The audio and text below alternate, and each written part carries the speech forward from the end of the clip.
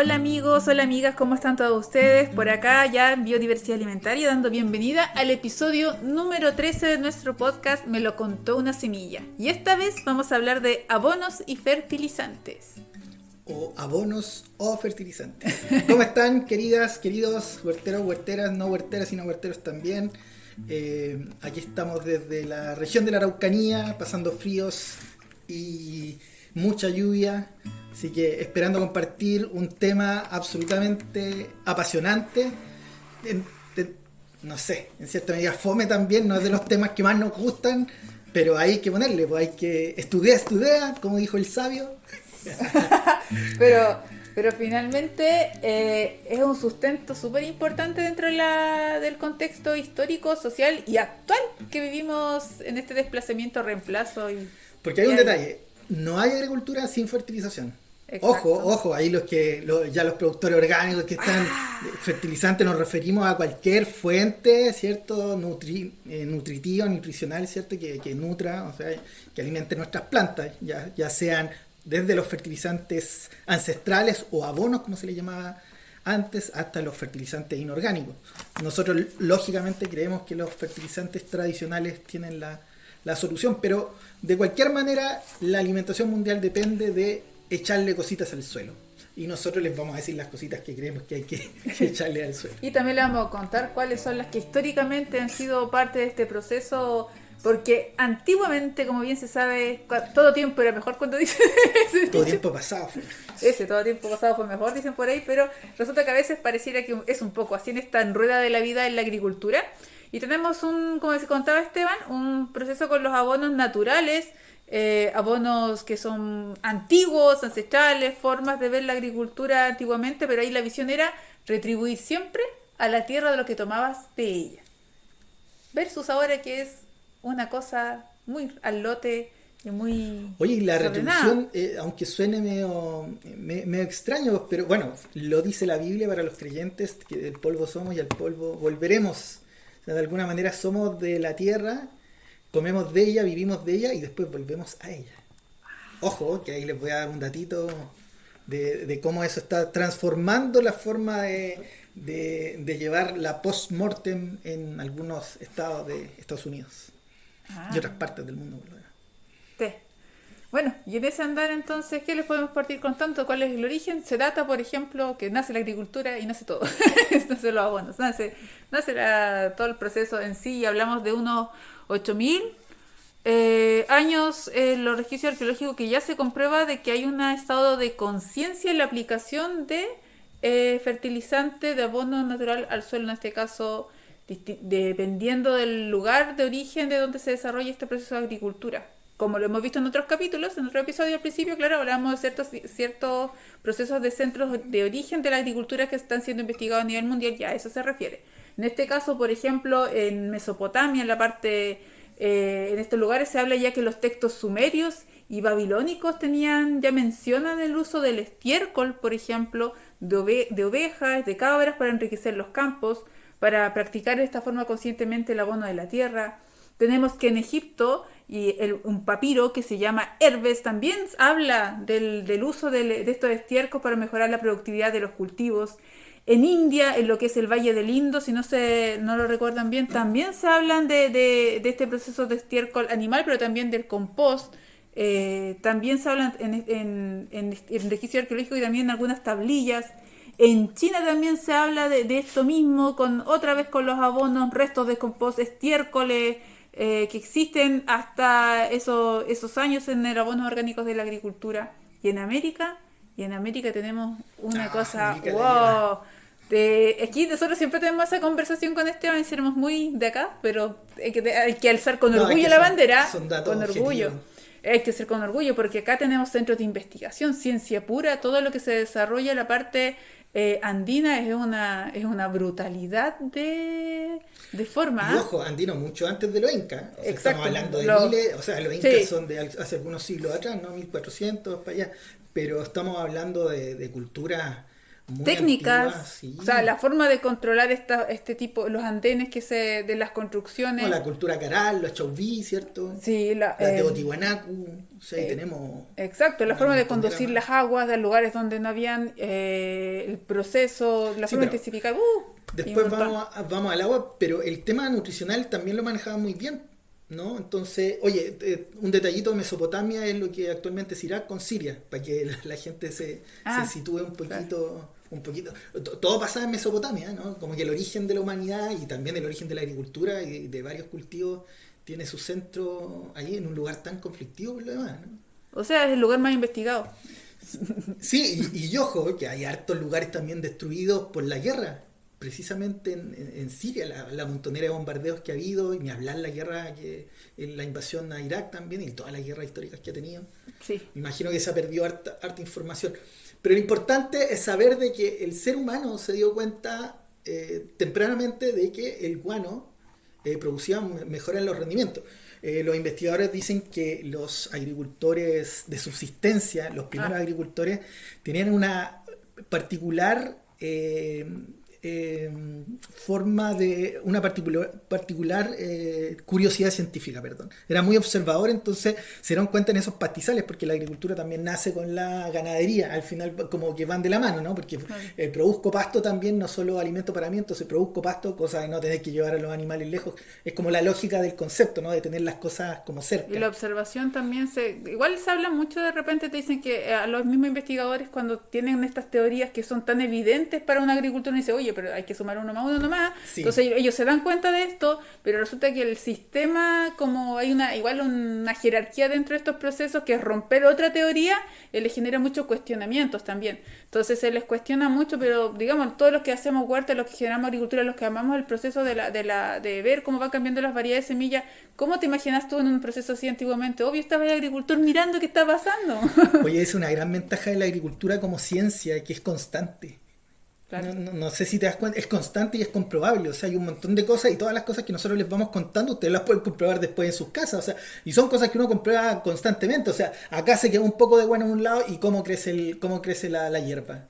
¿Cierto? O cuando hacemos compost, cómo crece la ¿A hierba. O quién no le sea, crecen mejor los zapallos en la compostera que en la misma tablón? exacto, exacto. Pues Sí, entonces era la observación, digamos, como lógica, ¿no? Que uno va aprendiendo en esto de practicar la agricultura y eso es lo bonito de la agricultura, que por más arqueología que tengamos, por más investigadores que tengamos, por más que la ciencia intente, como siempre, tener la verdad de los hechos, hay cosas demostrables. Como que las mejores semillas son las tradicionales.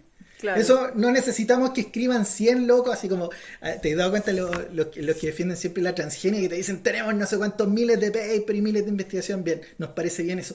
Pero la agricultura tradicional uno la ve constantemente, la practican las comunidades indígenas, las comunidades campesinas hasta el día de hoy, y nosotros mismos, ¿cuántos años llevamos practicándola? Entonces no nos van a decir a nosotros lo O que es sea, real y lo que no y es real. la salvedad también, que vayan ellos a sembrar algo. A partir de una Completamente. tablet y hacer el ejercicio en una realidad ahí virtual, pero no existe más allá que eso. Sí, pues Entonces, el laboratorio, cuando las cosas se estudian en el laboratorio y después salen al campo, o sea, el error experimental es altísimo, ¿no? Eso pasa con una montonera de cosas que se inventan y que a nivel de laboratorio pasan y que no pasan afuera, ¿no? Que cambian, porque lógicamente en el laboratorio estamos bajo condiciones controladas y afuera todo pasando. sí, bueno, de hecho el desafío siempre lo hacemos por la gente que tiene algún tema con la semilla tradicional. Vaya, busque una semilla verdaderamente tradicional, no algunas que andan por ahí que no son tradicionales, y cultívela. Y después de eso nos cuenta. Exacto, exacto. Oye, pero bueno, lo que también siempre hemos conversado, Clau, es que es como la nueva historia o la historia moderna de la agricultura nos sepulta los conocimientos ancestrales, Sí, ¿no? Y de repente nacemos bajo un conocimiento impuesto de alguna manera que se compara con lo que quisieron compararlo, ¿no? Es como que las semillas modernas tienen mayor rendimiento porque lo comparé con este maíz que yo quise y lo comparé con ese arroz que yo quise, pero ¿y se comparó con toda la biodiversidad? No, eso no pasó. Entonces, la probabilidad de que mucha investigación sea absolutamente manejada y condicionada para, lógicamente, favorecer los mercados es absolutamente evidente. Oye, pero bueno, si llegamos al inicio, lo primero que fue el guano, ¿no? Se dice que cuando la gente llevaba a pastorear y llevaban los guanos de los animales, las plantas crecían más. Por lo tanto, la lógica Era era... una lógica de la observación, pues a nosotros Exacto. mismos nos pasa, pues dejar el tú que se dejar el guano, ¿qué pasó? Oh, pasó algo. Entonces, obvio, algo pasó ahí, voy a hacer que pase de nuevo, vuelve a pasar, bueno, lo repito, listo. Exacto. Bueno, otro de los que nació así más o La menos... imitación, pues, la imitación es una forma de aprendizaje hoy en día súper así como solapada, como que muy oculta dentro y minimizada en general, pero era una forma muy clásica de trabajar. Por ejemplo, Completamente. dentro de las conversaciones que sale mucho de repente, ahora cuando estábamos leyendo los papers, por ejemplo, que tú me decías de la ceniza, me estaba comentando, oh, viste lo de la ceniza de los huesos y no sé qué, y yo quedé pensando un rato y mi mamá estaba escuchando, nos dicen, pero tu abuela no echaba la ceniza al fogón todo el rato y pobre que le echara otra cosa ahí porque será No su echaba ceniza. los huesos al fuego. Claro, eso, los huesos, y finalmente será su ceniza de la huerta, la del fogón, ¿por qué? Porque era la que tiraba huesos. Bueno, pero con la ceniza tiene la pérdida de hartos nutrientes, por eso después se hacía era la molienda de hueso. Sí, la molienda. Porque seguimos avanzando, bueno, lo primero, queridas y queridos, sería, digamos, el guano propiamente tal. El La guano. caca, el estiércol, que sería el... ¿Cuál es el nombre técnico?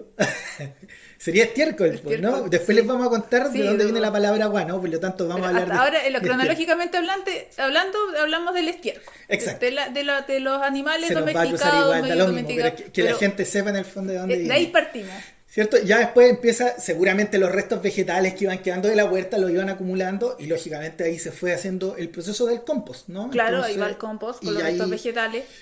ojo, que eso eran, la práctica del compost era una cuestión que practican los abuelos, Oye, los y la tatarabuelos, ¿no? observación también de la subida de las aguas, lo que te dejaba ahí, también iban, pero también le incorporaban abonos para poder haciendo una utilización, pero es una observación del medio, que siempre se va dando también, y al mismo tiempo también iban haciendo una observación de qué pasaba con algunos restos vegetales, había unos restos vegetales que eran más fáciles para descomponerse y se utilizaban de una forma u otra, entonces también había un uso de lo que hoy en día llamamos como los abonos verdes, también sucedían, y tenían tipos de abonos verdes también, pues. Sí, que eso se relaciona en términos técnicos con un concepto que se llama relación carbono-nitrógeno, que tiene que ver también con la descomposición, la rapidez en el fondo. Esa relación tiene relación con la rapidez de descomposición de los materiales, ¿no? Lógicamente, si tengo más leña, tengo más carbono que nitrógeno, versus si tengo pasto, que voy a tener más, el nitrógeno va a ser más alto, la relación va a ser menor, por lo tanto se descompone mucho más rápido. Pero esas son cosas que yo no necesito conocer el concepto porque cualquiera se da cuenta que se descompone mucho más lento una rama que un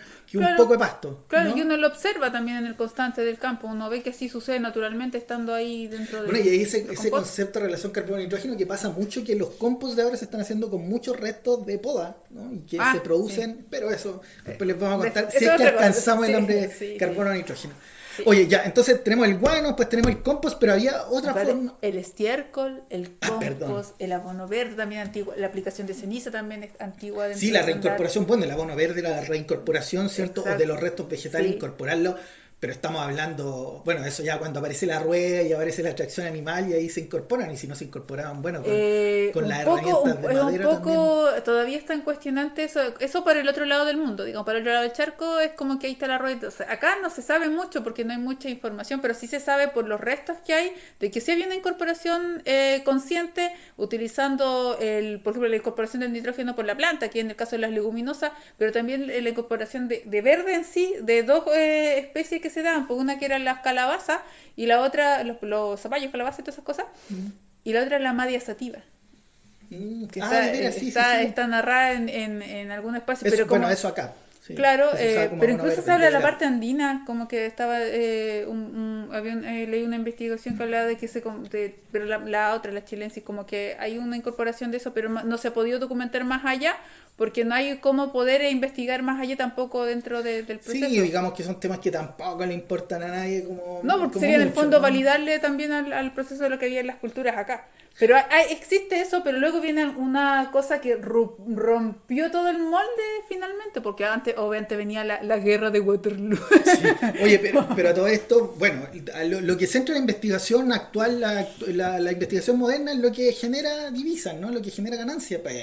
Poner el ejemplo solo en la medicina, que hay enfermedades como de pobres que pueden pasar años y años y que nadie los estudia. Por ejemplo, el mal de Chagas, que se habla de que es una enfermedad de pobre, está súper poco estudiado, ¿no? En cambio hay otras enfermedades que nos atacan más comunes, como la diabetes o el cáncer, que pueden atacar más a personas como más de plata o que generan más negocios y eso genera el interés de la investigación. Es lo mismo en la parte agrícola, las cosas que pueden generar como ganancias van a ser más investigadas que aquellas que pueden ser de uso más común, como marihuana, el Sí, compost. entiendo. Oye, sí, pues de ahí pasamos de ahí pasamos el otro abono usado notablemente, especialmente en la Europa, eran la harina de huesos. La harina de hueso y es súper, o sea, yo los invito a que le echen una buscadita en internet porque es sórdida. Sí, bueno, Parte con los huesos animales, obviamente, como que ahí está, hay un proceso asociado, pero luego se pone en contextos de guerra, se puso bien oscuro en los campos de batalla. ¡Oh! sí, bueno, la mejor es la historia de, bueno, donde De fue Waterloo. derrotado el señor Napoleón Bonaparte en 1815 en la batalla de Waterloo, ¿cierto? Y adivinen qué es lo que pasó ahí, pues. Cuando el chiquillo este perdió, quedaron más de 13.000 cuerpos, quedaron tirados en el campo de batalla, franceses, belgas y bla, bla. Y resulta que hicieron, lógico, fosas comunes y ahí los tiraron a todos y eso pasó, pues. Pero resulta que salieron algunas investigaciones hace un poquito de tiempo atrás en que fueron a revisar las partes y no quedaban, nunca encontraron restos humanos, pues. Como que, ¿qué es lo que pasó ahí, pues? Y que justamente también estaba un proceso de, como se hicieron populares la harina de huesos para fertilizante, la gente comenzó Sí, pues, el año a sacarlo. 1774 ya no era Rick Hunter, no, era James Hunter, ese era otro. James Hunter, bueno, era un investigador y él descubrió ya que o sea, seguramente lo descubrió basado en otras agrupaciones indígenas o O sea, de sí, gente es lógico campesina. decir, si somos mamíferos también, pues entonces si los huesos de los mamíferos están sirviendo Estamos para algo, compuestos por lo mismo, tenemos calcio en los huesos, puta, y tenía un tenemos... campo lleno de cuerpos, ¿qué vaya a hacer? Que nadie lo está cuidando, reclamando, lo agarraron y ¡ah! Exacto. Bueno, los huesos son fuente alta de fósforo principalmente y de calcio, y bueno, también contiene trazas de nitrógeno. Entonces, lo que pasó ahí fue que cuentan de que se fue usada como fertilizante, pues. Entonces, Claro. los primeros que aparecieron después de la guerra fueron los chiquillos que no fueron a identificar a sus muertos, no fueron los primeros son los ladronzuelos que iban a robar las joyas, todas estas cosas que tenían los tipos. Clásico. Después vinieron los que iban a robar los dientes para hacer, imagínate, Ah, sí, pues ese los tiempo se robaban hacían para hacer las, ¿cómo se llaman los dientes? prótesis, Las prótesis. para hacer prótesis de dientes. Imagínate qué locura. Entonces, o sea, les decimos eso porque al final, si ustedes estaban pensando que sacar los huesos para compost era algo tétrico y asqueroso, o sea, imagínense los que iban a sacar los dientes, po. O sea, al final se demoraron, como que los últimos en llegar fueron los sacahuesos, imagínense, 13.000 cuerpos, y bueno, y se comercializaron principalmente, dicen que se fueron para Inglaterra y para otras Claro, partes. y de hecho se supone que ese mismo proceso ocurrió en muchos campos de batalla. Que no es solamente eso, pero es que como los campos de batalla obviamente son tan revueltos y no se sabe qué hay que, como que ahí pasó mucho esa situación. Así que el ser humano siempre dando una data de humanidad súper importante a través de la historia. Sí, pues, y bueno, ahora se venden, por ejemplo, la harina de pescado, que también tienen, bueno, son los esqueletos de los pescadillos, lo que tienen, que también tienen un contenido alto de fósforo. Entonces, y bueno, los restos animales también se usan bastante. De Sí, hecho, se vende sangre y carne, o sea, y restos animales y se mueven y se usan como fertilizante orgánico, incluso, o sea, en la actualidad, eso, cumpliendo lógicamente con normas y todo. sí, Oye, y ya todo rico. eso como estamos hablando del tema de los huesos, porque hace poco en Estados Unidos, hace algunos años atrás, se aprobó hacer compost con el cuerpo humano. Entonces Ah, hay la una verdad. fundación que hizo una investigación que trabaja con gente que tiene pocos recursos y en el fondo es como me sepultan, porque la sepultada ya en el fondo te sale como 7 palos, como que te sepulten, imagínate 7 palos, pues yo le digo a mi mamá que tírenme por ahí, se quedan con los 7 palos, no sé, o sea, como que tú decís que caro sale Bueno, morirse. pero sabemos que acá en Chile igual, pues no es una cosa menor morirse. Carísimo. Sí, pues, pero bueno, lo que pasa ahí es que estos gringos, por ahí tenía anotado el dato duro que quería leérselo, porque... Que si viera la gente como Sí, buscarla. sí, sí. Ya miren, acá lo tengo. En el estado de Washington, sí, ahí partieron haciendo como legal.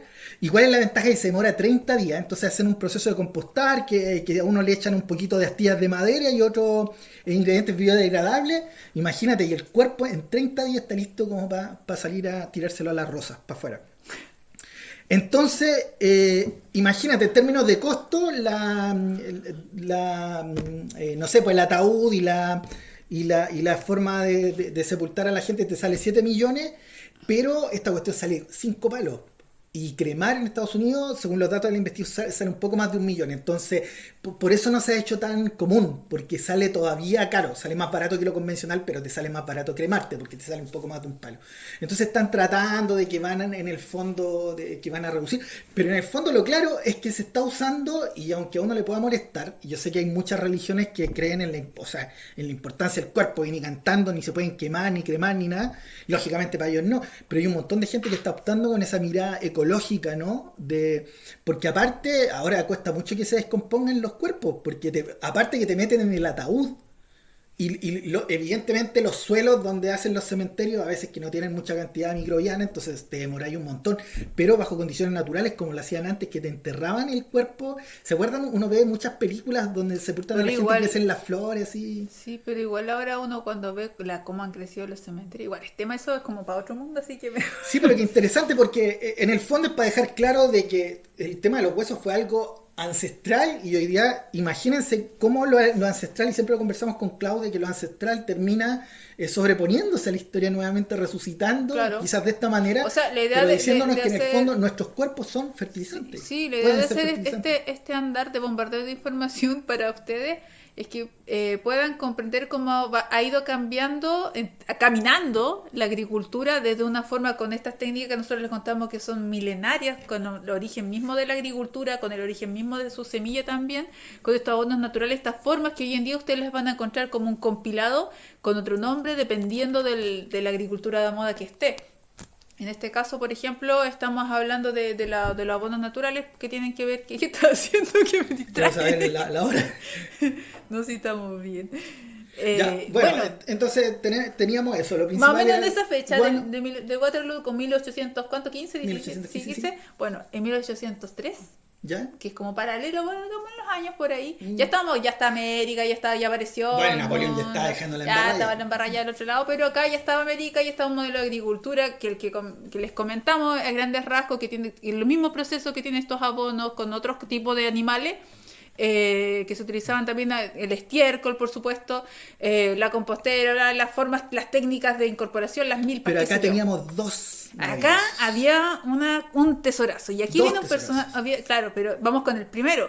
Que es un personaje muy conocido también, que a algunos les va a sonar por una corriente que tiene su nombre, una corriente de marítima. De Humboldt. De Humboldt. Entonces está Alexander von Humboldt, un naturalista que en 1803 escribe por ahí y dice, y abro comillas textuales, en zonas costeras y desérticas del Perú crecen exuberantes cultivos a causa del guano, cierro comillas. ¿Y eso qué quiere decir? A grandes rasgos habló de la primera vez que se pronuncia la palabra el guano, que nosotros ya conocemos como cualquier tipo de abono de estiércol, digamos, pero en este caso habla específicamente del guano, de las aves costeras, del Perú, y pone una alerta que llama mucho la atención, obviamente a nivel mundial. ¿Y qué pasó en ese momento cuando se hace esta observación que en zonas que son inapropiadas o no adecuadas, digamos, en el fondo para generar una producción, va encima tenía una producción que era demasiado floreciente, productiva y grande, bonita, gracias a cierto elemento, obvio todos los ojos encima? ¿Y qué era lo que había ahí? Algo ancestral.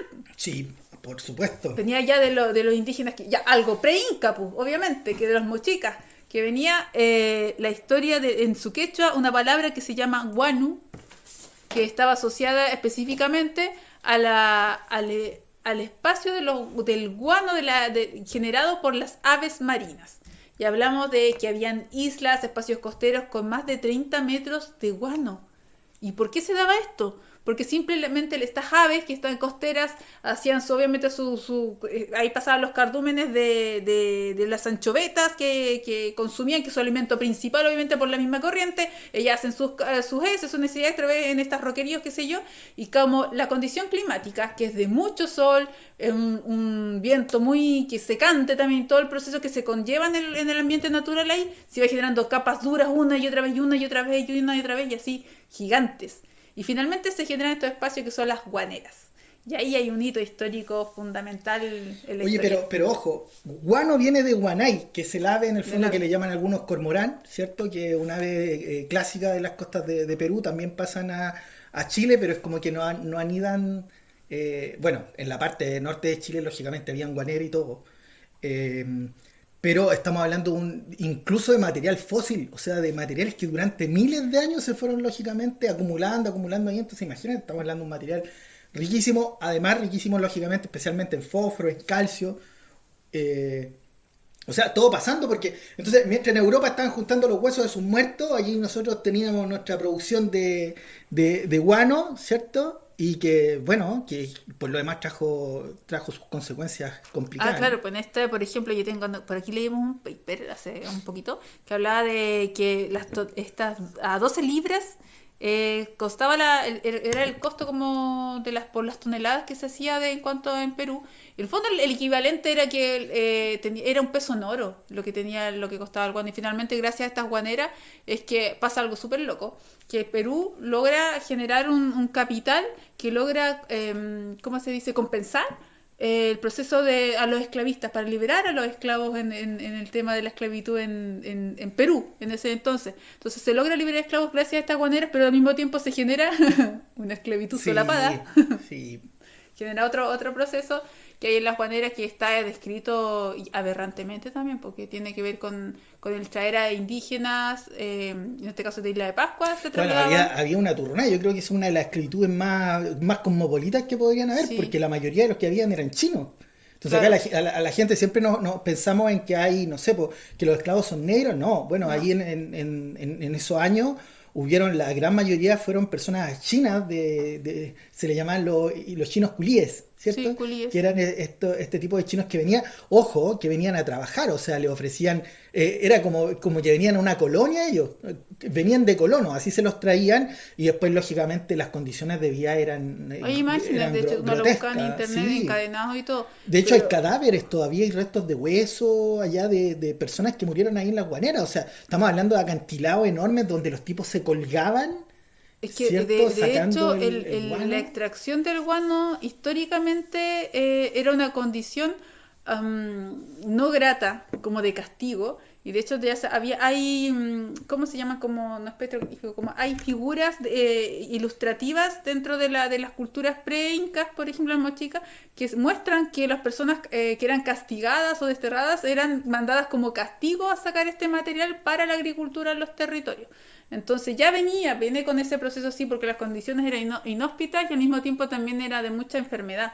Sí. Era generar enfermedad por este polvillo amarillo que se liberaba cada vez que extraían. No, pero aparte las condiciones, o sea, estáis prácticamente desnutridos, comían súper Claro, poco y todo, la plata que les pagaban se la tenían que comprar a los mismos desgraciados que les ponían el puesto ahí, los mismos que les vendían el comida y las cosas eran los mismos que los llevaban contratados. Entonces, pero ojo, acuérdate el Imperio Inca que tenía algo particular. Para el Imperio Inca, el que se metía a dañar las guaneras era ese pena de otro. muerte. Sí. Era pena de Era muerte, o tal sea, nivel de importancia. completamente. La guanera, el ave, las aves también era un tema. Podía llegar a la muerte fácilmente porque era fundamental para la agricultura en ese entonces.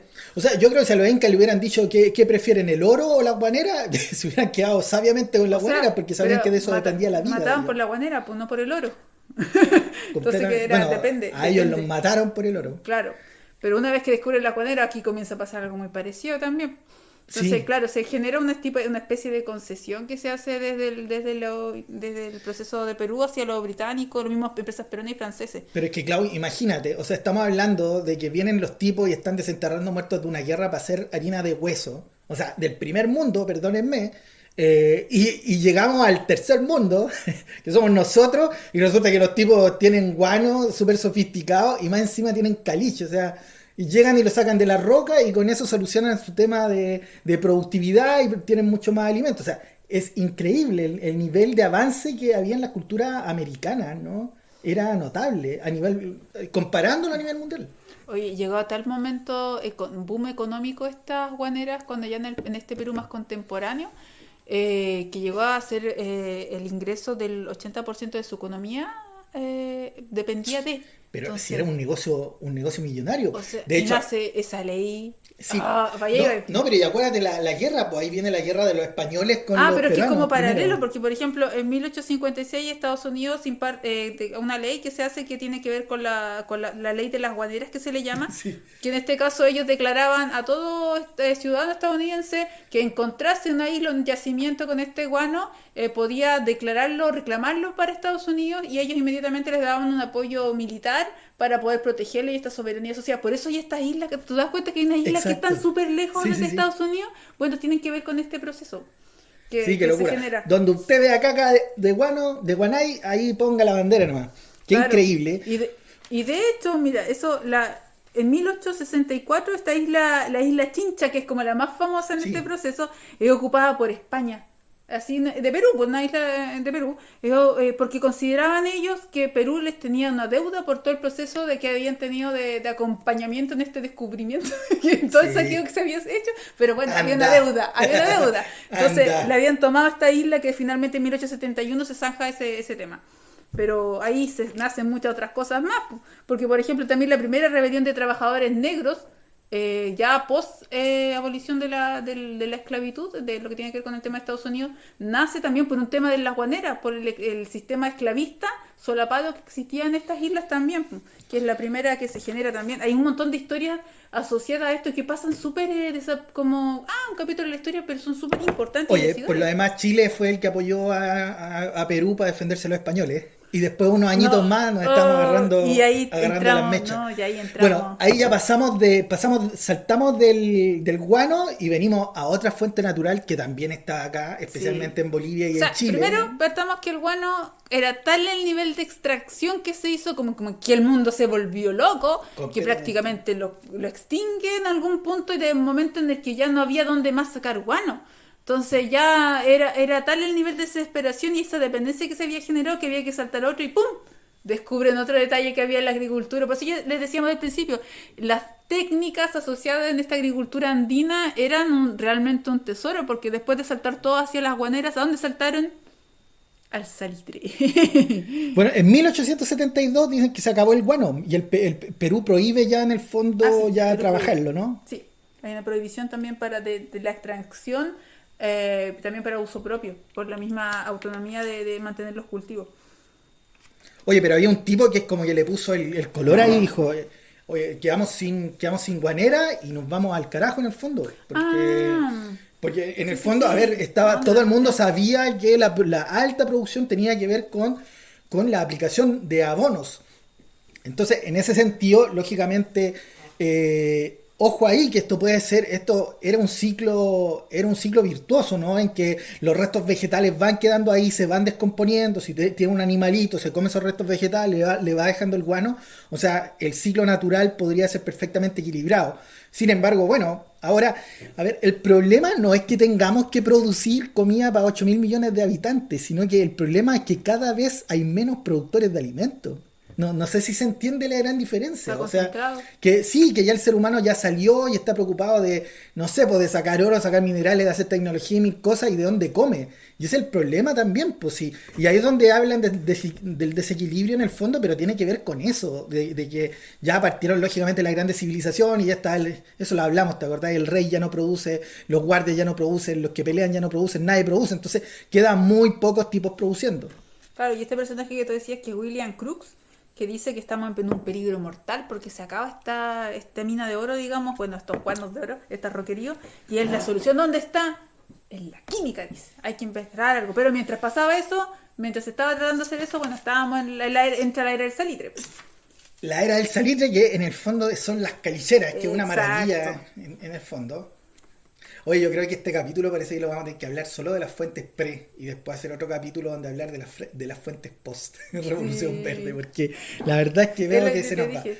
Sí, porque, a ver, por ejemplo, a ver, en el tema del guano no se nos puede ir que no solo fueron esclavos los chinos y africanos, fueron, oye, ¿sabían que habían hasta pascuenses colgados ahí sacando guano? O sea, fueron a sacar A ellos esclavos de literalmente la lo Pascua robaban, completamente. literalmente lo Oye, y sacaban de lo su que tierra. pasaba, los pascuenses, me acuerdo que, bueno, hay un historiador que cuenta que cuando se los llevaron no sé cuántos kilómetros anduvieron, los soltaron y se tiraron de vuelta. Y bueno, algunos llegaron, volvieron a la isla de Pascua y ahí lógicamente llevaron enfermedades. Si lo que más nos trajeron de afuera fueron enfermedades. Oye, El primer regalo. y lo interesante de esto, que lo habíamos conversado también, es que los indios culíes traían sus propias tradiciones, ¿no? Sí, Y obvio. trajeron semillas, pues. Y eso es una de las cosas súper interesantes, porque dentro de la cantidad seguro de especies que trajeron para comer, trajeron semillas de los porotos que hoy día conocemos como los dientes de dragón, que es la variedad, el poroto munk, que bueno, es tradicional de Chile porque ya está hace como 200 años, ¿no? Ciento y tantos años.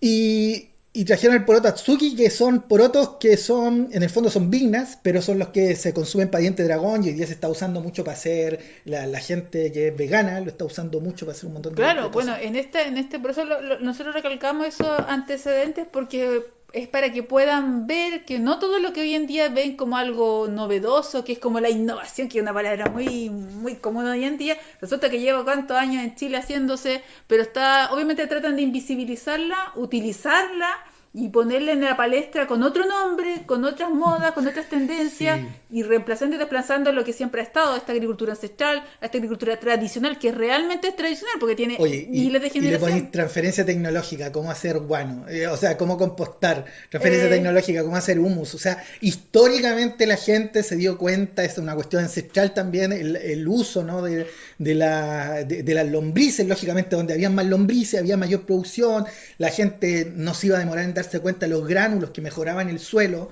¿no? Entonces, esto nace de la observación, si finalmente la madre de la ciencia es la observación, ¿no? claro, ¿sabes? En el Entonces, Mapudungun existe el Inar Rumen y el Gesamun, que es como son las formas de mirar para aprender y compartir el conocimiento. Entonces, que obviamente cada cultura lo tiene, pero es lo que te invitaban los abuelos cuando eres niño, antes cuando te empieza el proceso de aprendizaje, él observa, él mira, él contempla, él aprende de lo que está haciendo. ¿Por qué el visito está haciendo esto? Porque no lo está haciendo porque sí nomás. Tiene oye, una ciencia. oye, y mira, estamos hablando de siglos atrás, ¿cierto? Que usábamos Sí. el guano. Oye, y es increíble, hay tanta gente que uno le pregunta, oye, el guano sirve. ¿Saben cómo se llama ahora el guano de la guanera o no? Se llama guano rojo, le llaman guano rojo. Y se está vendiendo y se ha vendido por mucho tiempo, un tiempo que no se podía traer.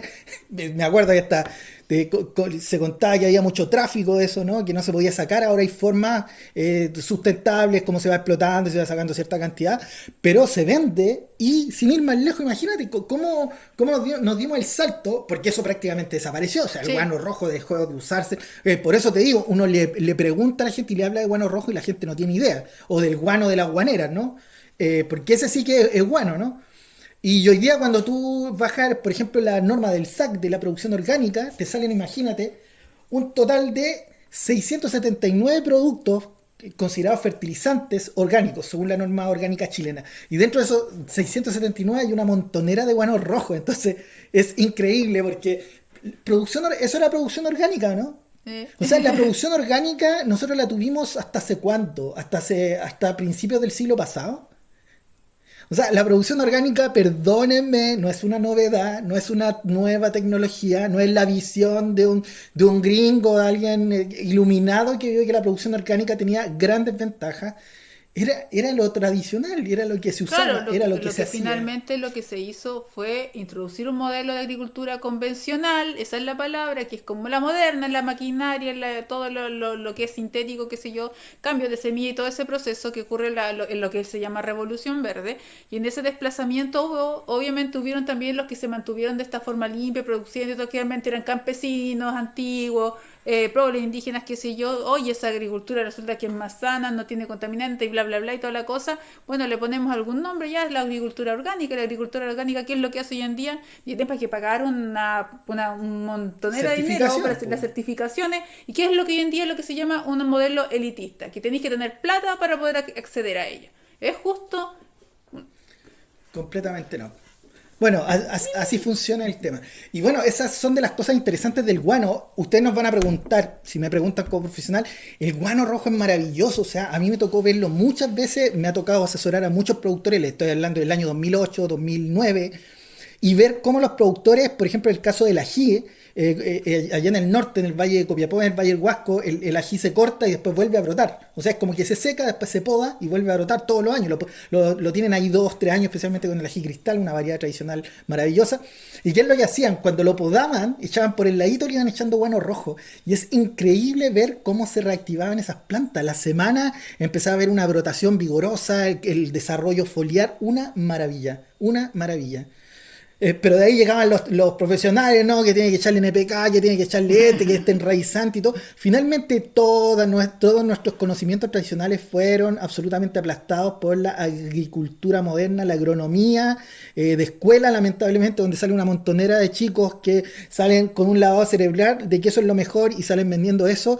Y la gente también que se suma a lamentablemente que la gente desconfía y solemos valorar tan poco nuestro conocimiento, ¿cierto? Nuestro O sea, propio conocimiento. uno dice, llevaste toda una vida viendo a tus padres, a tus abuelos haciendo una agricultura perfectamente productiva, sana y, o sea, los viejitos robustos ahí, bien paraditos hasta el final de sus tiempos, digamos, versus nosotros hoy en día que estamos por figurar, por lo que sea que te da, porque te ponen una estrellita, te premia algún programa, reemplazándolo por un tipo de conocimiento entre comillas, llamarlo moderno, no sé cómo quieran llamarlo, pero finalmente es una agricultura que va desplazando y va generando un desvalor también a lo propio. Entonces, como también, digamos, la culpa no es de un solo lado, son todas las caras de este espacio los que han generado este Sí, proceso. pero bueno, todo esto tiene que ver también con todo lo que vivió la sociedad chilena. ¿Vos te acuerdas que Sí. hablábamos de las enmiendas, tantos tiempos maltratados por el Imperio Español, después tanto tiempo maltratado por el Estado chileno también, de que lógicamente las comunidades campesinas han sido absolutamente maltratadas, ¿cierto? Segregadas, humilladas, es como que lo campesino es folclórico, ¿no? Ah, no, una producción, no, oye, tú le echas guano, es como que no, por favor, yo le estoy echando, no sé, po, la mezcla no sé cuánto, o le estoy echando tal producto, es una locura. Pero en términos agronómicos, absolutamente el guano rojo es una maravilla. Y ojo, para la gente que tiene problemas en el caso de los tomates, que se les produce ese blusumen rot, esa pudrición apical, que cuando ustedes tienen los tomates y el potito se le pone negro, medio plano, bueno, eso dentro de varias cosas se asocia también a la deficiencia de calcio en el suelo, y el guano rojo tiene un buen porcentaje de calcio, por lo tanto es lo que nosotros estamos haciendo ahora, ¿cierto? La Sí. aplicación de guano, que por lo demás también tiene un costo súper asequible.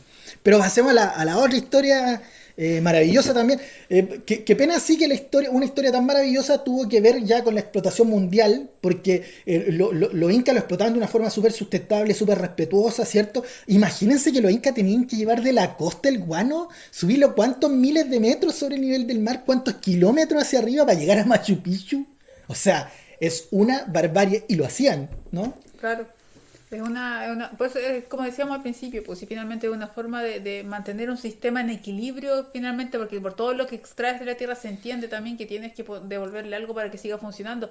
Finalmente también tiene que ver por la propia subsistencia, porque si no lo haces también no tienes el suficiente alimento. Y ya estamos hablando de sistemas que tienen que ver con sostener poblaciones más grandes, porque ya están las civilizaciones. Oye, qué loco, mira cómo todo esto tiene relación, porque cuando empezó la pesca ya como más industrializada en Perú y toda esta pesca de arrastre, la población de anchovetas disminuyó notablemente. Por lo tanto, también los cormoranes o los guanay tenían poco alimento, entonces se redujo mucho la población y todo el asunto. En la actualidad en Perú eso está normado y tienen incluso cuotas de guano para darle a la pequeña agricultura. Yo lo encontré maravilloso cómo le están manejando ellos en ese sentido. No le están entregando cuestiones como acá. Yo no sé cómo tomar ese punto. No, no, nos vamos al Carichi y de ahí vamos a los... Pero sí, ¿Cómo no ser? ¡Fua! Esa sí. información la Oye, tenemos ahí, las brasas en las manos. oye, la historia del Caliche es muy re buena. Es maravillosa. ¿Cómo en el fondo descubren el Caliche? ¿Te acordás, no? Cuéntale mientras vos que están tocando los principales. Bueno, la historia del Caliche es maravillosa. Se cuenta, bueno, hay ciertos detalles ahí como que no... Son detallines que no varían, pero en términos cortos eran dos indígenas, puede que hayan sido tres, no sé cuánto, no estaba ahí, pero la cosa es que estaban haciendo una ceremonia, cantando, bailando y pum, se encendió el suelo. Se salió fuego del suelo. Entonces, según ellos, después cuando llegaron los católicos y todo el asunto, les contaron que habían como unas piedras mágicas que producían fuego. Hay otros que dicen que le fueron a avisar a un sacerdote que vivía por ahí, en Camiña incluso, cuenta el detalle. Camiña es una quebrada maravillosa en la región de Tarapacá. Y bueno, fue el cura, se llevó una muestra y bueno, efectivamente se prendió. Algunos dicen que el cura le tiró agua bendita, que era como Belcebú y todo el asunto. Y la cosa es que hicieron un análisis, bueno, se dieron cuenta que era nitrato de potasio, nitrato de sodio, contenía mineralógicamente hablando, y lo tiraron por ahí, dicen, y resulta que donde cayó crecieron las plantas así, ¡pum! Así, pero increíblemente, y ahí nació Chocapic. Entonces, el cuento es que, ¿cuál es el problema? Porque miren las contradicciones de esto de la agricultura son muy interesantes, fíjate tú. Primero que todo porque el nitrógeno que servía para alimentar al mundo también servía para destruirlo a través de la dinamita, ¿cierto? Sí. Imagínate, nace el amonio, empiezan a hacer pólvora con todo esto, entonces, pero hay algo más, te dejo loca con esto. Mira, resulta que, bueno, las plantas, para que sepan ustedes, necesitan ciertos elementos esenciales. Se habla de 16, otros le ponen 17, hay algunos que le dicen que el níquel que sí, otros que el níquel que no, pero en fin.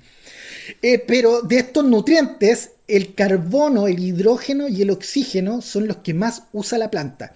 Lo que más contiene la planta son estos tres elementos. Imagínense, un 94% de la planta lo constituyen solo estos elementos: carbono, hidrógeno y oxígeno. ¿De dónde lo sacan? El hidrógeno, en el fondo, lo saca del agua, ¿cierto? El carbono lo saca del dióxido de carbono, ¿cierto? Que el que lo usa para la fotosíntesis, ¿cierto? El carbono y el hidrógeno lo sacan del proceso de fotosíntesis, y el oxígeno lo sacan fundamentalmente del agua. Y lo que pasa es que cuando ustedes analizan la composición del aire, ¿qué es lo que más hay en el aire? Aquí te dejé. Aquí, ¿dónde la fanfarria? Aquí te dejé. El nitrógeno. Ah.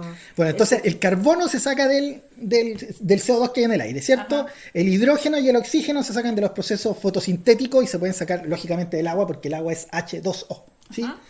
Pero el nitrógeno, adivinen, le hago pregunta, ¿cómo se llama el programa? ¿Qué crece millonario? No, este que están dando. Bueno, la cosa es que yo les pregunto, ¿cuál es el elemento mineral que está más presente en la atmósfera? En el aire que respiramos. ¿Ah? El nitrógeno. Ya, pero eso es lo increíble. Entonces uno dice, a ver, ¿por qué estamos hablando del guano? El guano que tiene nitrógeno, estamos hablando del caliche que tiene nitrógeno, estamos hablando del fertilizante que más se usa en la actualidad en todo el mundo, es la urea, que contiene 46% de nitrógeno. ¿Por qué el nitrógeno? Porque miren, lamentablemente el nitrógeno, imagínense ustedes que está en el aire y está la plantita ahí y no lo puede tomar. Oh. ¿A qué te asemeja eso? Es como morir de sed en medio del mar. Oye, es interesante, pues, pero es paradójico. O sea, ahí tú tienes todo el mar y todo el asunto, pero lógicamente si te tomas el agua de mar constante te vas a morir. Y así mismo la plantita llega y mira que el nitrógeno se pasea y no lo puede tomar. ¿Y cómo lo va a tomar? No, porque el hidrógeno, el nitrógeno es N2 que está en el aire, entonces son dos átomos que están juntos por un enlace triple. Y ese enlace no lo sueltan con nada. Está pero ahí, pero firme. Amarrado. Bueno, a tal punto que de ahí nos vamos a pasar esa parte de la historia, les vamos a contar cómo se hizo, pero para separar el nitrógeno, esos dos átomos que tiene, es una locura. Se usa mucha energía, mucha presión, y eso lo vamos a ver en el próximo capítulo, no se lo pierda. Pero el tema es decirle eso, que en el fondo tenemos plantas que necesitan elementos minerales, y dentro de eso, los otros elementos que la planta no absorbe de la atmósfera están principalmente el nitrógeno, por eso se llama los macronutrientes principales o primarios, que es el nitrógeno, el fósforo y el potasio. Después vienen los macronutrientes secundarios, tienen este nombre porque es la cantidad que la planta los necesita y los tiene en sus tejidos. Después viene el azufre, ¿cierto? El magnesio y el fierro. ¿Sí? Esos son, parece el magnesio, el azufre y el calcio. Y después vienen los micronutrientes, que el fierro, el magnesio, zinc, cobre, boro, molibdeno, cloro, y algunos dicen que el níquel podría ser. Ahí hay algunos dicen que sí es esencial y otros que no. Oye, pero este nitrógeno que está en el 78% disponible en el aire, que es Mucho, escaleta. Sí, pues, un montón y nosotros en el fondo, pero mira lo increíble, pues, que nosotros estamos compuestos de nitrógeno. Sí, de hecho, eso te iba a decir, porque es parte de los aminoácidos que forman Sí, las pues, proteínas, es parte de la hemoglobina que transporta nuestro oxígeno en nuestra sangre, va es más parte adentro. del ADN y del Exacto. ARN, y obviamente el ser humano lo obtiene ¿de dónde? De los alimentos. Bueno, por algo se llaman las bases nitrogenadas, ¿cierto? En el ADN. Entonces, ¿de dónde lo sacamos? Bueno, nosotros fácilmente no lo producimos, lo sacamos de las plantitas, Claro, ¿sí? las plantitas. Principalmente las plantas. Pero ahora las plantas, ¿de dónde lo sacan? Y ahí es donde está el problema. Y ahí es donde está eso No, y maravilloso de la naturaleza. el equilibrio que existe al final, porque igual, obviamente los animales lo obtienen de las plantas, pues si nosotros no comemos plantas como animales, pues igual tenéis porque el animal lo hizo antes, pues, lo hizo la Exacto. pegante. Pero todo llega a las plantas. Exactamente. ¿No? Por eso Pero- es tan pero- importante la planta. Es como es el centro está en la planta. ¿Por qué? Porque ella es la que tiene que obtener estos recursos de una buena calidad y una buena disponibilidad para nuestro organismo. Exacto.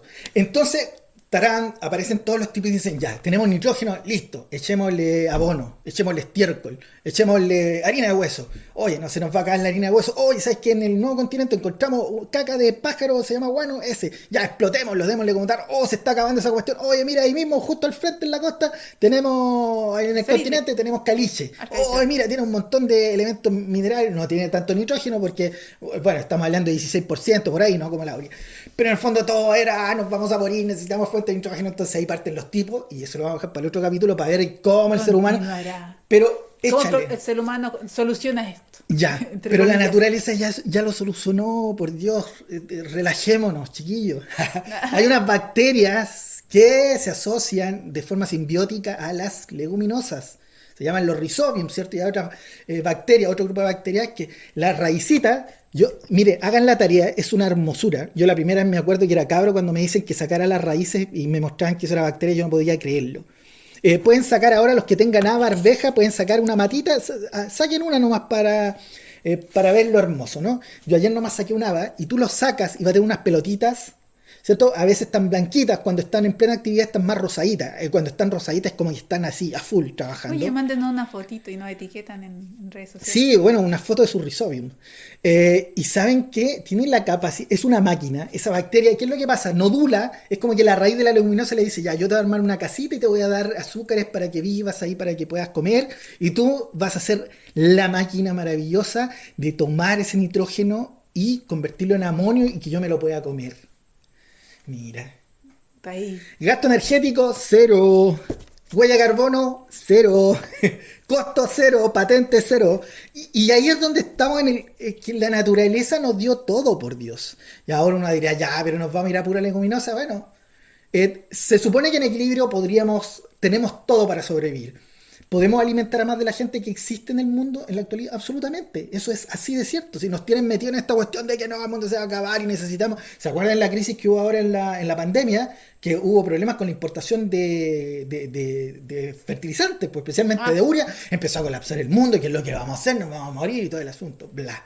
Pero bueno, eso maravilloso parte, pero resulta que tenemos otra fuente de nitrógeno natural que era el caliche. Exacto. Y ahí no nos vamos, pero en el fondo quería decirle por qué en el fondo buscamos nutrientes, y es porque la planta necesita ciertos elementos para vivir. Algunos los puede sacar directo de la atmósfera, otros vía exclusiva a través de bacterias en una asociación simbiótica, en el caso de la familia de las leguminosas. Por eso siempre se recomiendan en rotaciones. Ojo, que los indígenas ya usaban. Eso te iba a decir, justamente, que está comprobado por los estudios que se hacen de suelo de estas zonas cultivadas antiguas, que existía la rotación por leguminosas justamente por esto mismo en tiempos precolombinos, como le dicen ahí en la academia. Entonces sí había un estado de conciencia de que estas cositas bonitas que tú dices que tienen tantas formas y colores distintos, servían para algo, lo observaba. Oye, mira, cuando uno conversa estas cosas, cuando uno las estudia, es cuando dice, oye, es que no pueden pecar más de petulancia los investigadores agronómicos. O sea, realmente los investigadores agronómicos que son como una elite, ¿cierto? O llega el investigador, el doctor, yo con todos mis respetos, señora, se los voy a decir que está bien, pero por favor, los grandes descubrimientos, los grandes avances científicos fueron de gente que no tuvo estudios aparte de su educación formativa de observar, de trabajar, y eso es lo maravilloso que tiene la agricultura. Por eso aquí va más allá del libreto, de leer y de todo, va la práctica, la praxis, ¿no? De lo que podemos comprobar nosotros. Por eso es tan maravillosa la huerta urbana, porque acerca esta realidad, ¿cierto? A personas que de alguna manera terminaron lejos de la tierra.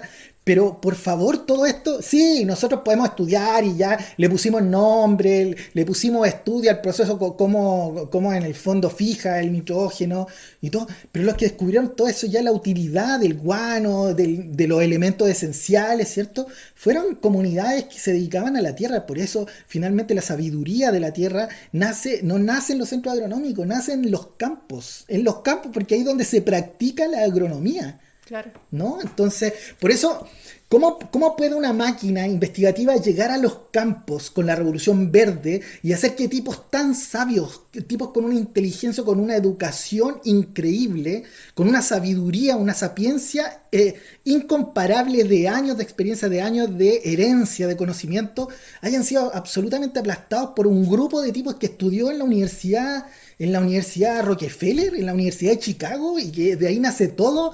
Y que terminamos sepultando toda esa milenaria historia de conocimiento por 100 años. Entonces descubrimos la pólvora. O sea, ahora me salen que un tomate morado y ahora hacemos un nitrógeno que no se lixiga, que no se evapora, que no se lixiga, que no estudio, sé. bueno, hay investigación para todo. Bueno, después no contento con eso porque ya es muy impopular este modelo de agricultura, tenemos una nueva, esa nueva que igual viene a desplazar nuevamente, a utilizar estos conocimientos, adueñarlo de alguna manera y bajo la careta de hacer lo correcto, que obviamente es no contaminar, tener una menor huella de carbono y bla bla.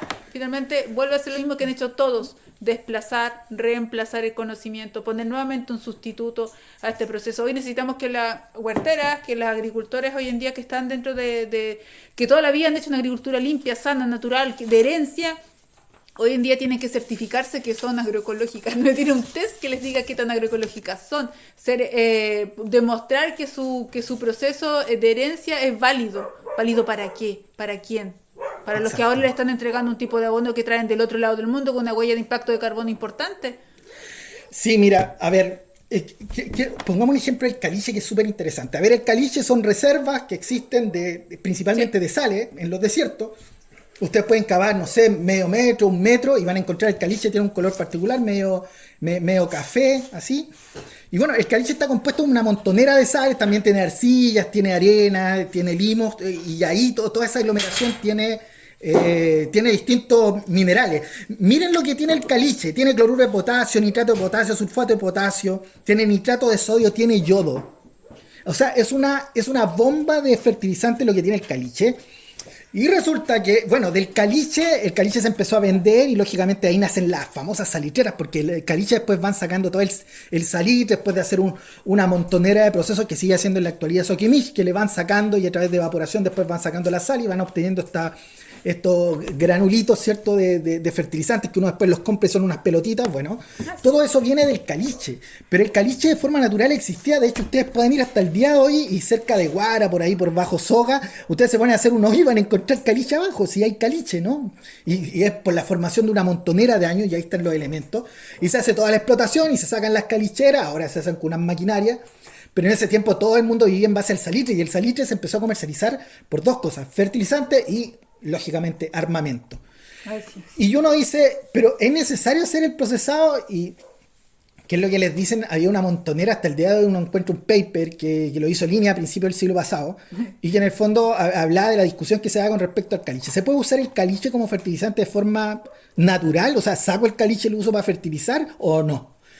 Y bueno, resulta que las famosas, ¿cómo se llaman? Los canchones, ¿cierto? Que nosotros hablamos alguna vez, sí, ¿cierto? Del sistema agrícola que tenían allá en la Pampa del Tamarugal, que es donde cavaban, y en el fondo las plantas crecían enormemente. Oye, por Dios, porque... unos diseños... O sea, imagínate, el caliche calcula que en algunas partes está a 50 centímetros, en otras partes puede estar a 1 metro o más de 1 metro, ¿no? Pero imagínate cuando hacían los canchones, y los canchones los podían hacer incluso 1 metro. Busquen los canchones porque son muy bonitos. Bueno, era el sistema con el que se sembraba en el desierto. Entonces después subía el agua. ¿Y con qué subía el agua? Bueno, con todos los nutrientes que estaban en el caliche, po. Y las plantas crecían bastante bien, era una maravilla lo que existía. Yo tuve la suerte de estar en una producción de canchones de la última. Pero miren, les voy a contar, estuve en una reunión yo con algunos productores de por ahí, no voy a decir con quiénes para que no se metan en problemas, porque tiene que ver con lo siguiente. Ellos tenían su producción y siempre usaron el caliche. Los indígenas, la gente aymara, la gente que vivía más arriba, iba y sacaba las calicheras su caliche, después les prohibieron hacerlo. Entonces después le empezaron a llegar con los nitratos de potasio, que los habían sacado el mismo caliche. No podían usar el caliche porque tenía mucho cloruro, tenía muchas sales, tenía mucho boro, por lo tanto eso no lo iba a soportar la planta, iba a ser dañino para las plantas. Oye, echémosle a las plantas, pues vamos, ¿qué tal, no? Entonces resulta que ellos tenían unas variedades de cultivo, y en este caso me contaron de la cebolla. Tenían unas variedades de cebolla antiguas que guardaban de su abuela y todo el asunto. Entonces cuando les llegaron estos fertilizantes nuevos, la urea, ¿cierto? El fosfato monoamónico y eso para que le echaran, la cebolla empezaron a crecer débiles, se empezaron a podrir, se empezaron a enfermar y no salían de la misma calidad, ni con la turgencia ni con el sabor. Cuento corto, ellos dijeron, chuta, no, les dijeron, esto tienen que cambiar la variedad. ¿Ya? Entonces cambiaron la variedad y tuvieron que comprar cebolla híbrida. No. Y resulta que las cebollas híbridas andaban bien con esa cuestión. Pero resulta que como no querían dejar su cebolla, dijeron, ¿y si seguimos sembrando cebolla con caliche? Y fueron a sacar caliche y le echaron caliche, y las cebollas de ellos espectaculares. ¿Qué quiero decirle aquí? La relación intrínseca que hay entre la semilla antigua con el sistema antiguo. Por eso hablamos de agricultura ancestral, que está todo absolutamente relacionado. La semilla ancestral se tiene que producir de manera ancestral, ¿no? Y ¿por qué? Porque esta semilla moderna la hicieron para que se adaptara a estas condiciones modernas que eran la aplicación de estos fertilizantes inorgánicos. O sea, no por nada vienen con su pack de agroquímico asociado cuando tienes que te lo entregan los programas. Ahora que la gente no entienda el concepto de económico que significa, es porque simplemente existe la subvención, porque el negocio está entre el Estado y las completamente. ¿Puede ir usted a sacar caliche? No, pues porque los que están encargados de sacar el caliche en Chile y de producirlo y de comercializarlo es Sokimich. Ellos son los que exportan y producen todo este salitre que sale del caliche, imagínense, de esas sales que en el fondo están enterradas en el desierto, que son una maravilla con la que uno podría fertilizar. No vamos a ir a romper todo, bueno, ya lo están haciendo, pero en el fondo, ¿cómo era la agricultura antes de maravillosa, que la gente sacaba para lo que necesitaba? Y sacaban y podían producir montones con sus elementos minerales. Lo mismo que ocurre tanto como con la tierra del bosque, lo que ocurre con las algas del mar, en los pueblos costeros que también desarrollan agricultura. Siempre un estado de conciencia de mantener el equilibrio. Eso es muy importante. Ahora, cuando tú rompes el equilibrio, es que ya no estás siendo ni tan bueno hoy en día en el sistema. Por eso somos muy críticos en algunos procesos modernos donde igual uno ve, se rompe el equilibrio, ahí, pon atención a lo que está pasando. Lógico. Oye, por eso nunca van a ver que nos inviten a simposios, a todas estas cuestiones que hacen, jamás van a ver que nos inviten, porque precisamente decimos esto, que para nosotros es la verdad, no hay gente que le incomoda mucho eso, la vamos a decir siempre. Pero mira, sin ir más lejos, lleguemos al tema del guano. Del estiércol, ya, el estiércol de ganado, que era lo que se usaba eternamente y para siempre. Hoy día la normativa te dice que tenés que usar entre 20 toneladas por hectárea, 25 toneladas, eso está normado por el SAC, ¿no? Pero uno se pregunta y dice, hay gente que dice, oiga, pero yo le apliqué guano y por ahí nomás, pues no tuve muy buena producción y con muchos se encontraba, y es evidente, 25 toneladas es muy poco. La gente usaba antiguamente, la cantidad de guano que usaba eran 60 toneladas, 70 toneladas por hectárea usaban. Y ahí ya nos parten que la contaminación, y se endemonizó tanto el guano. Bueno, nosotros hicimos un estudio de análisis de suelo que hicimos en la cordillera cuando trabajamos en el programa CIPAM. Difícilmente van a publicarlo, está ahí el estudio completo, nosotros lo vamos a hacer sí o sí, somos la propiedad intelectual de eso, la investigación lo hicimos nosotros, pero contarle que en el fondo el resultado de los análisis de suelo de gente que fertilizaba solo con guano, 10 años guanos, 15 años guano, es una locura. O sea, todos los elementos minerales los tiene en una cantidad, en una proporción absolutamente perfecta para producir este año y el otro, ¿no? O sea, la mayoría de elementos, de hecho los principales, los tienen un contenido que puede mantener una producción ahora y la otra, pero él le va a volver a echar guano el otro año, por lo tanto se va a devolver. Tenía una mejora, el pH de acá debería ser ácido, el guano había hecho que el pH ande en 6,7, incluso en 7, o sea, cercano al neutro, ¿no? Estudiamos metales pesados porque hay algunos que decían no, que los guanos pueden llevar metales pesados. Para que sepan ustedes, la contaminación por metales pesados principal es por fertilizantes, pesticidas y reguladores de crecimiento. Eso lo vamos a ver en la próxima vez. Entonces se endemoniza todo esto ancestral de que cómo le va a echar más guanos, de que no, de que tiene que estar así, ¿listo?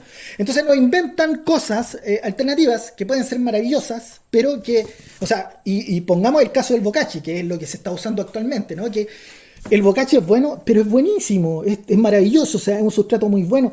¿Es para todos? No. Y ahí es donde nosotros decimos, ¿por qué a la gente que usa el guano no se le enseña a cómo trabajar bien el guano y decirle, oiga, no tiene que comprar más, no tiene que andar todos los días volteando esta cuestión, porque ni tiene que comprar leche para el bocachi, ni levadura, ni nada, porque su guano sirve como está. Usted lo tiene que saber manejar y lo puede usar. Pero no. Entonces era una locura. Entonces cuando nosotros llegamos a los resultados esto del guano, de que era maravilloso en todos los micronutrientes, el porcentaje de materia orgánica de los suelos 10%, 15%. Imagínense un suelo, cuando hablamos de 5% de materia orgánica, un suelo increíblemente rico, y estamos hablando de suelos que tenían 12%, 15% de materia orgánica. Es una barbaridad, solo con guano. Entonces la gente que es de agricultura urbana, lógico, el bocachi es una excelente alternativa, es maravilloso. Pero la gente que está en el campo, que tiene el guano a mares, que no va a tener tiempo para andar volteando esta cosa ni para hacerlo de a poco, y que usa eternamente el guano, ¿para qué le vamos a decir que haga bocachi? ¿Para qué le vamos a decir que tiene que usar otro fertilizante? Y con esto ya cerramos, porque imagínense, el año pasado llegó una agricultora acá y nos dijo, ¿te acuerdas? Llegó y trajo un saco, una cuestión, y lo tiró aquí en la casa y dijo, oiga, ¿saben qué? Me llevaron esta cuestión, no me dijeron cómo usarla ni nada, y me dijeron que no sé de dónde venía, y no sé, no salen los contenidos, ni las dosis, nada sale ahí. La dejaron botada aquí. Se nos olvidó su existencia hasta que de repente nos dimos cuenta que teníamos un foco de ratones y se lo estaban comiendo, algo muy hediondo. Y ese algo muy hediondo era como unos pellets. ¿Cierto? Exacto. Yo creo que más de alguno de ustedes lo tiene que haber visto por ahí porque lo repartieron a nivel nacional. Sí, mire, la empresa se llama Worldwide Fertilizers y el producto se llama FertiQueen, y ahora pero este gobierno con la agroecología te tiró saco acá en la región, pero por todos lados. ¿Y saben lo que es? ¿Saben lo que es? Llamamos a unos amigos, conversamos con unos amigos maravillosos de Europa y nos dijeron, sí, a nosotros también trataron de vendernos esto, vinieron productores holandeses. Entonces los productores de Países Bajos, no decía Manolo que es maravilloso como él habla, me gustaría imitarlo, pero decir que, coño, que tienen lleno de mierda sus vacas y no hayan que hacer con la mierda con sus vacas, que nos tiran esto en pellet. Y bueno, en el fondo era algo parecido. Esto es un pellet que en el fondo han pasado por un proceso súper rápido, en el fondo de pasteurización. Y listo, doble pasteurización, y lo ponen en un pellet y lo aplican, y los chores que lo aplican con dron. ¿Estoy en desacuerdo con eso? No, en lo absoluto. Pero ¿por qué no potenciamos el guano? ¿Por qué no le enseña a la gente que tiene una montonera de animales? No, lo que pasa con estos tipos de normativas, estas enmiendas, es que son necesarias. No. Entonces tienes un recurso millonario gastado por una forma innecesaria, que pudiste haber destinado un recurso para algo que sí necesitaba la gente en los territorios, pero te lo dicen con la excusa de que no, la gente no quiere eso, quiere esto otro.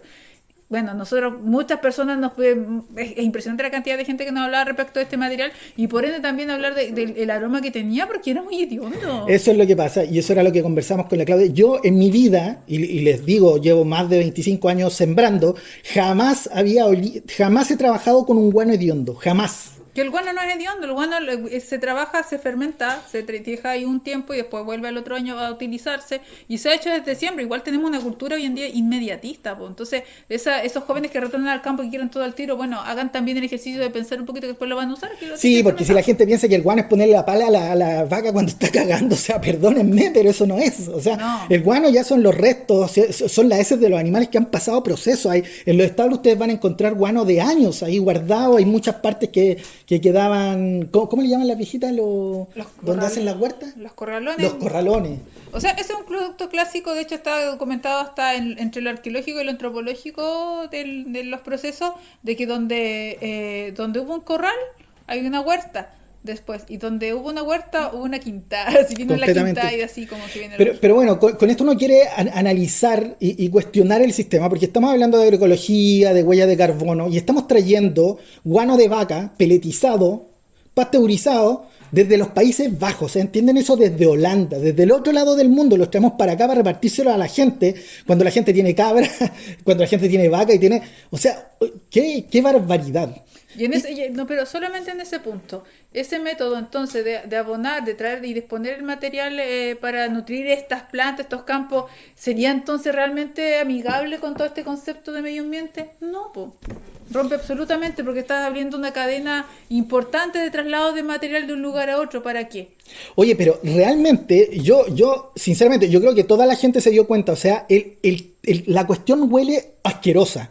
O sea, manipularlo ya es un asco. Y ahí es donde uno dice, o sea, me están jodiendo. Este guano prácticamente lo secaron, lo pasteurizaron y lo metieron. No tuvo ningún proceso de nada. Lo único que hizo es pasteurizarse porque el olor me está diciendo que no hubo ningún proceso ahí, ¿no? Entonces, y finalmente, ¿cómo lo aplica? No, si tírelo nomás, lo tira al voleo y todo el asunto. Es una barbaridad. Y nosotros vimos la estadística del año pasado de la cantidad de esos sacos que se importaron, millones de dólares. O sea, que se importaron, en plata que se importó para traer guano de vacas holandesas. Mientras acá seguimos con el tema de que no, es que el guano, es que los metales pesados, es que el guano contamina, es que se puede lavar, es que los metales pesados, por favor, si son los fertilizantes inorgánicos los que generan esos grandes problemas. Digamos que estamos hablando nosotros de una aplicación de guano local acá, de una agricultura, de una campesina, donde las vacas que tiene la gente, que sigue todo ese proceso de guano, porque estaban trayendo de un guano de vaca holandesa de criaderos industriales, pues. Sí. Ya háblate de otro peso más que de contaminante. Sí. Entonces, bueno. Bueno, se supone que es orgánico, por lo tanto tendría que venir de ahí. Pero en el fondo lo que queremos decirles es que ancestralmente se han usado todos estos métodos, son maravillosos. Cada quien tiene que usar el método que esté más a su mano, ¿cierto? Cualquiera puede ser el mejor bajo mi condición de suelo. ¿Qué es lo que hacemos nosotros? Ustedes nos preguntan, años usando guano. Acá, los 6 años que llevamos de huerta, hemos usado guano de vaca, guano de chancho, guano de pollo, estiércol de pollo, y estiércol de chivo también. Y da resultados maravillosos. Bueno, y les estoy hablando cronómicamente. Yo te digo que históricamente también toda la vida mi abuela utilizó el guano de sus animales, trasladaba, pero fermentaba en su compostera también lo que es cuando traía restos de algas de la costa, también le hacía ahí su chimichurri. Usaba lo que estaba bajo del estero, cuando el estero se salía, eso lo íbamos a buscar nosotros con carretilla.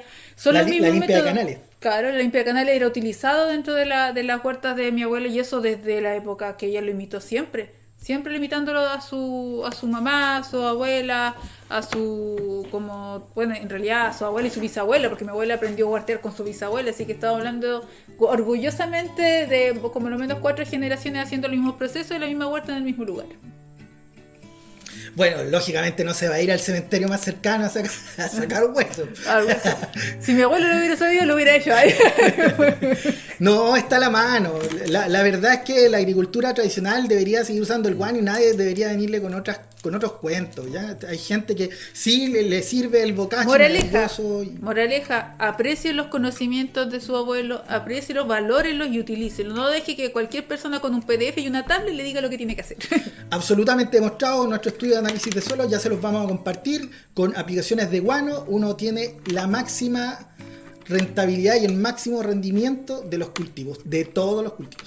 Así que un abrazo para todas y todos. Esperamos no haberlos mareado con tanta información, pero tratamos de condensar todo lo que pudimos y nos falta la mitad todavía de información, así que el siguiente capítulo va con toda la parte más intensa, fome, no sé cómo explicarla, pero más interesante pero que finalmente, oye, tenemos que considerar que el 90% de los alimentos que consumimos los consumimos bajo un régimen de fertilización inorgánica. Exacto, y eso viene en el siguiente capítulo, así que lo que comemos. Un abrazo a nuestros socios, grande. Sí, socias, chicos, a toda la familia. Allá Bahía Murta, a los que nos escuchan por allá. Un abrazo grande. Un abrazo.